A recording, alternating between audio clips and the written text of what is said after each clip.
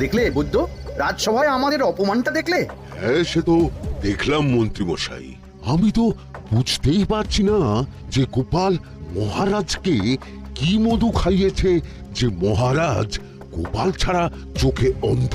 আরে আমরা যেন মহারাজের কাছে ফেল না, কিছু একটা করতেই হবে। আমার মাথাটা গরম হয়ে যাচ্ছে। গোপালের মতন রাজসভার ময়লাকে যতক্ষণ না ফেলা যাচ্ছে ততক্ষণ আমার মাথা জ্বলন্ত কয়লা হয়েই জ্বলবে। পণ্ডিত মশাইয়ের মাথায় একটা বুদ্ধি আছে মন্ত্রী মশাই। আপনি যদি সেই অনুযায়ী উঁচির কাজ করেন তাহলে বেটা গোপালের কপালে দুর্গতির সীমা থাকবে না। এই কি বুদ্ধি, কি বুদ্ধি? আপনি বরং এই ব্যাপারে পণ্ডিত মশাইয়ের সাথে একবার আলোচনা করে নিন। আমি চলি, কেমন? আমি চলি। হ্যাঁ হ্যাঁ, এসো এসো এসো এসো।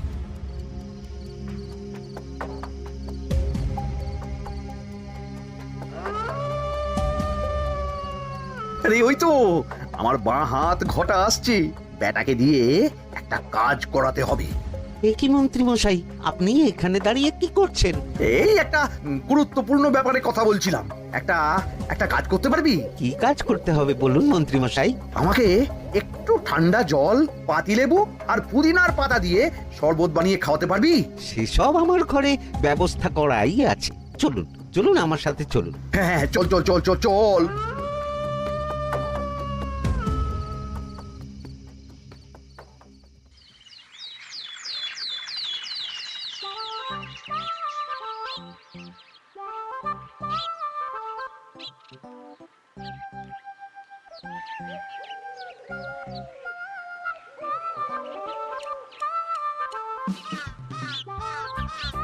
কি ব্যাপার পণ্ডিত, এত গুম মেরে আছো কেন?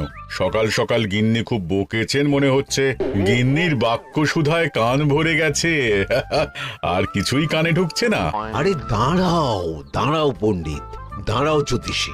পণ্ডিত তো আমার কথা শুনতেই পেল না মনে হচ্ছে। তুমি তো দূর থেকে বলেছো, আমি তো বলেছি পাশ থেকে, তাতেও শুনতে পাইনি। কানের পোকা হলো নাকি? কি গো পণ্ডিত, ব্যাপার কি? কেমন বুঝছো? এ তো ভয়ানক কর্ণকোষ্ঠবদ্ধতার লক্ষণ। তুমি কচু বুঝেছো? আমার হয়েছে কর্ণগোপাল, তোমাদেরও হতো, কিন্তু তোমাদের দোকান কাটা বলে হয়নি।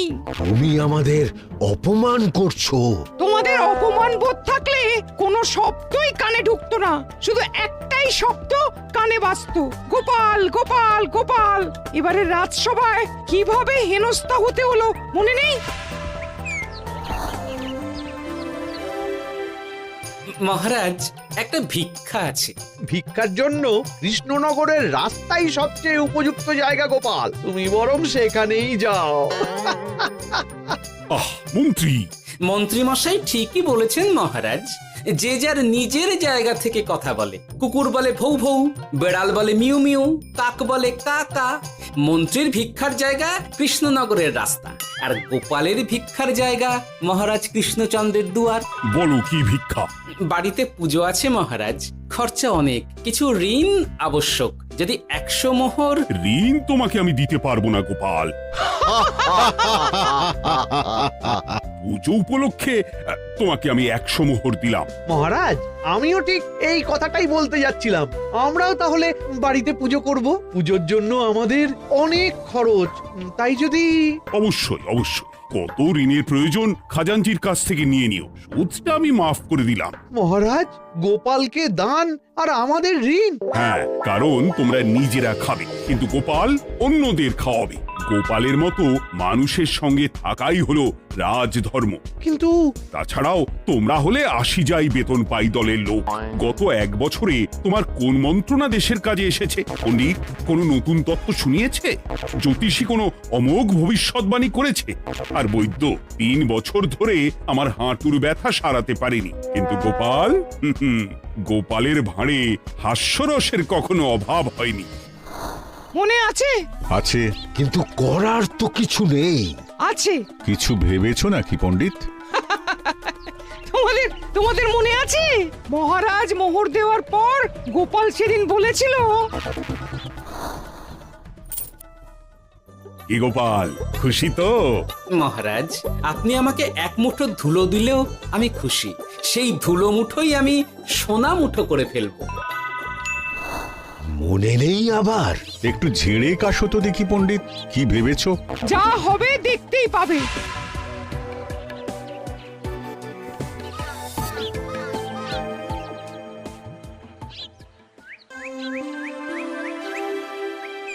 মহারাজের জয় হোক, মহারাজের জয় হোক।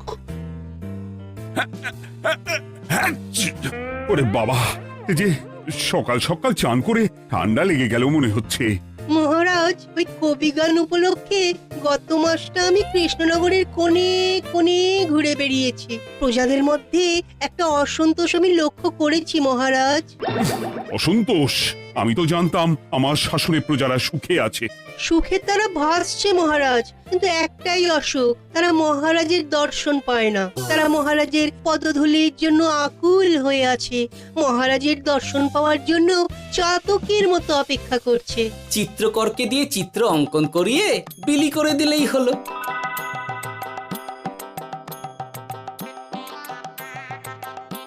খুব ধুলো হয়েছে মহারাজ, কিন্তু এত ধুলো। কালকের ঝড়ে ঢুকেছে। ঝাড়ুদার,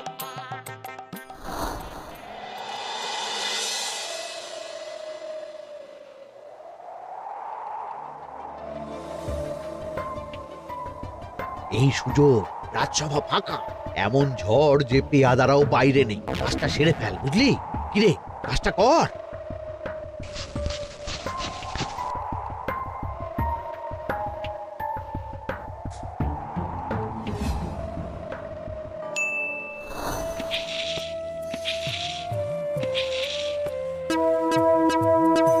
এত ধুলো!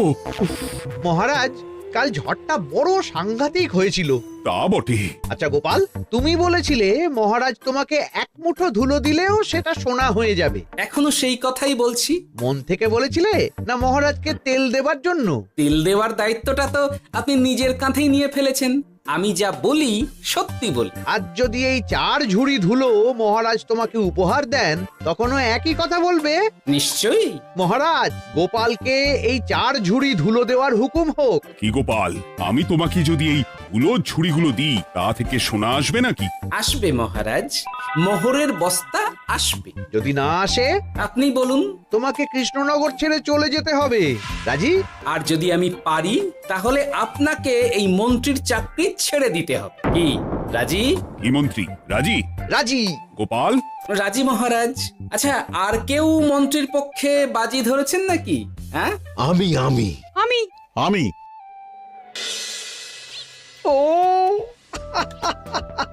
গোপাল এবার যে মরণ কুয়োতে ঝাঁপিয়েছে, সেখান থেকে আর উঠে আসতে পারবে না। পুরো থেকে মোহরের বস্তা আসবে।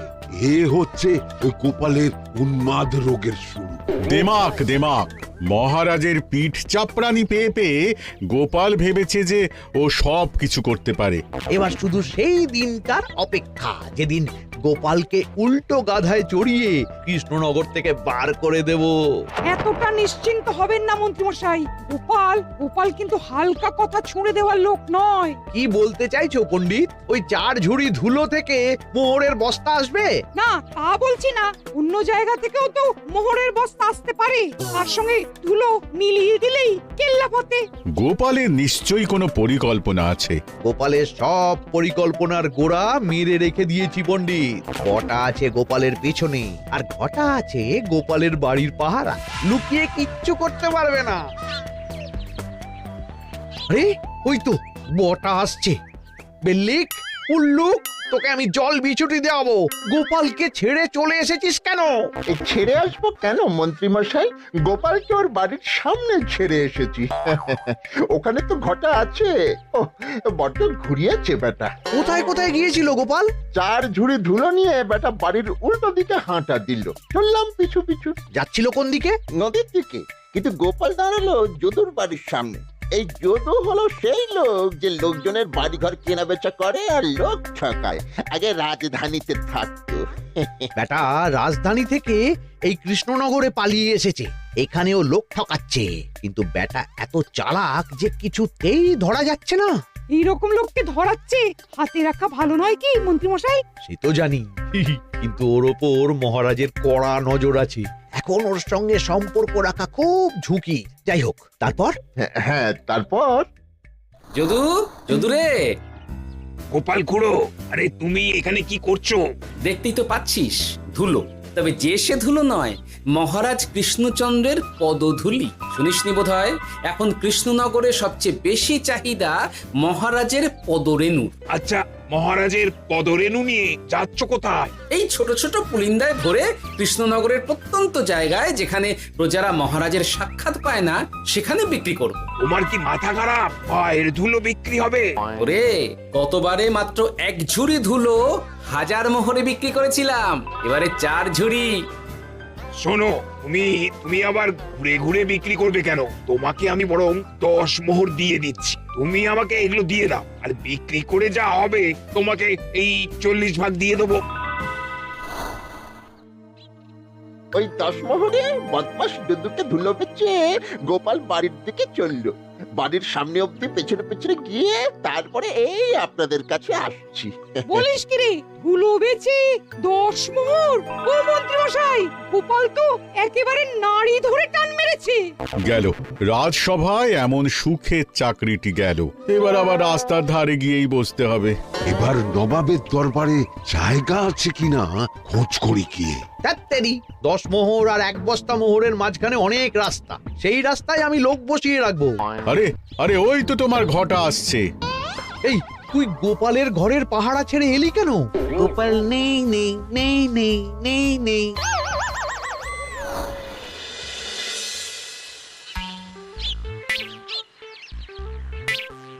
আরে, ভয় পেলি নাকি? না না না না না, ভয় পাবো কেন? শোন, তোকে পেয়ে আমার খুব ভালো হলো বুঝলি।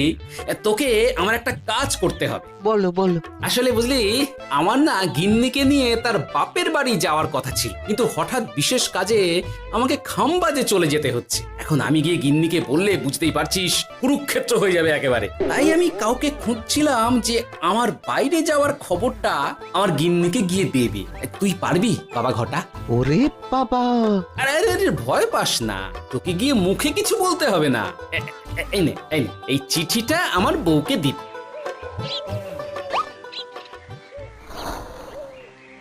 কৃষ্ণনগর ছেড়ে চুপি চুপি চলে যাচ্ছি, চালাকিটা দেখেছেন? ওসব চালাকি আমি তুড়ি মেরে উড়িয়ে দেব। কি করবেন? চারিদিকে আমি অশ্বারোহী গুপ্তচর পাঠাচ্ছি, গোপালকে কোনো চালাকি করতে দেব না।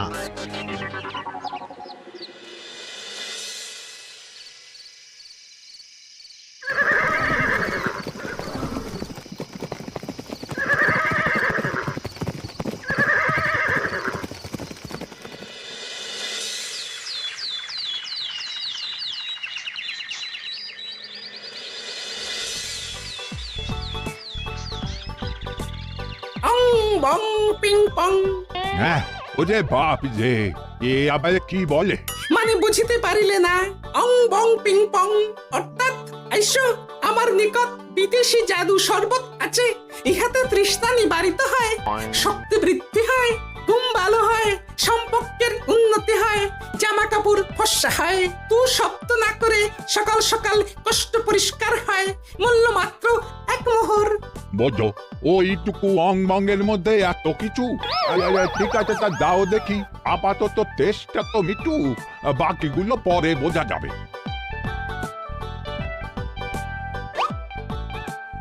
আহা, বড় ভালো খেতে তো। ঠং ঠং অর্থাৎ শক্তি বৃদ্ধি হলো। হ্যাঁ, মনে হচ্ছে গায়ে যেন 2 গুণ বল পাচ্ছি। কি হয়েছে ভাই? এ কে? এ ভিন দেশ থেকে জাদু শরবত নিয়ে এসেছে গো। জাদু শরবত? ভিনদেশ? একেবারে বহু ভুদা শরবত। খেলে তেষ্টা যাবে, গায়ে জোর হবে, ঘুম হবে, সম্পর্ক ভালো হবে, জামা কাপড় ফর্সা হবে, সকালে হ্রাস করে পেটও পরিষ্কার হবে। সে কি? দাও গো ভাই, আমাকেও দাও। গুড়জল সঙ্গে একটু ভাজা মশলা, আমচুর আর বিট নুন, শুদ্ধ দেশি জিনিস, জানলে কেউ ছুঁয়েও দেখতো না। কিন্তু একটু বিদেশি গন্ধ দিতেই একেবারে হট্ট মেলা। আরে তোমরাও এসেছো দেখছি। সং সং শঙ্কা লং লং লঙ্কা, মানে অর্থাৎ এই শরবত খেলে আর শঙ্কা নাই, বুদ্ধি লঙ্কার মতন ঝাল হয়ে যাবে। তারপর ডং ডং ডঙ্কা টং টং টঙ্কা, ফাইন ফাইন, অর্থাৎ টাকা আসবে আমার কাছে।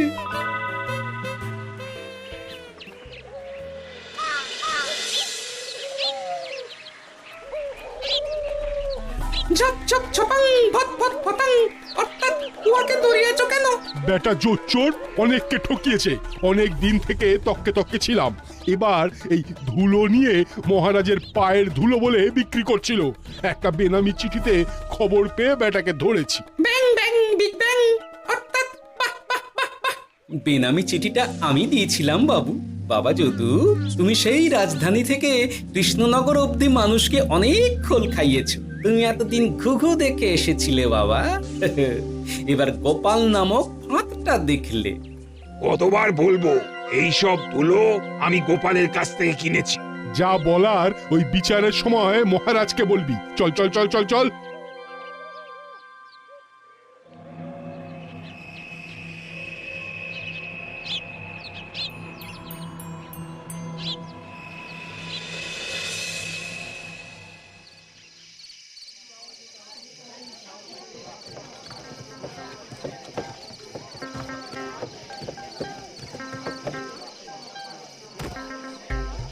ঝন্টু মন্টু ননাঙ্কু, নাও ঠেলা। এ সাহেব বলে কি ফু দিয়ে দিতে হবে? কি বলছো সাহেব? বুঝতে পারছি না, কোথায় ফু দেব? ঝন্টু মন্টু ননাঙ্কু, অর্থাৎ লবণ আছে? আছে আছে সাহেব আছে। কত লাগবে? ভান্ড ভরি আন্ডাকারি, অর্থাৎ যা আছে সব।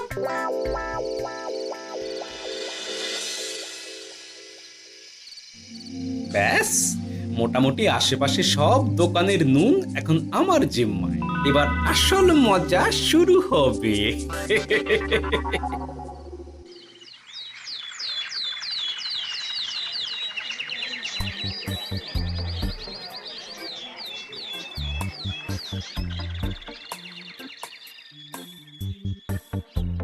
নুন আছে?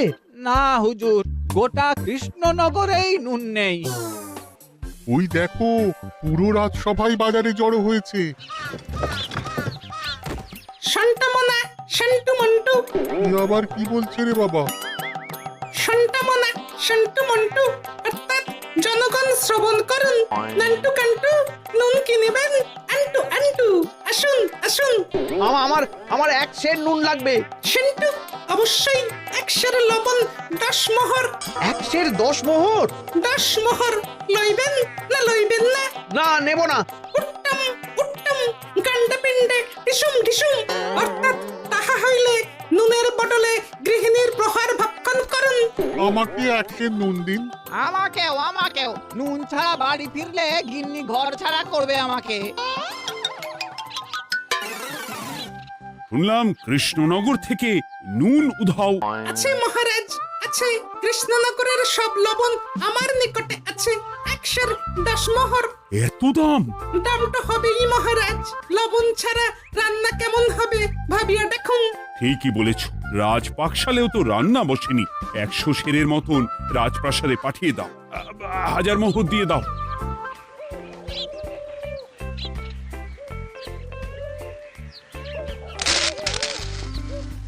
ব্যাস, 1 বস্তা মোহর হয়ে গেছে। গোপাল? হ্যাঁ মহারাজ, গোপাল, যে 4 ঝুড়ি ধুলো থেকে 1 বস্তা মোহর রোজগার করেছে। ইয়া বাত! চলো রাজসভায়, পুরো গল্পটা শুনতে হবে। সকলেই এসো তাহলে রাজসভায়। কিন্তু মহারাজ, যারা বাজি হারলো তাদের তো চাকরি গেছে, তো তারা রাজসভায় যাবে কি করে? ঠিক ঠিক ঠিক বলেছ। আর যারা বাজি হারলো তারা বাদ, বাকিরা চল। এই সেরেছে, গোপাল তো আবার বাজি মেরে দিল। ও মহারাজ, আমাদের দেখুন, ও মহারাজ, আমাদের দেখুন, ও মহারাজ। হ্যাঁ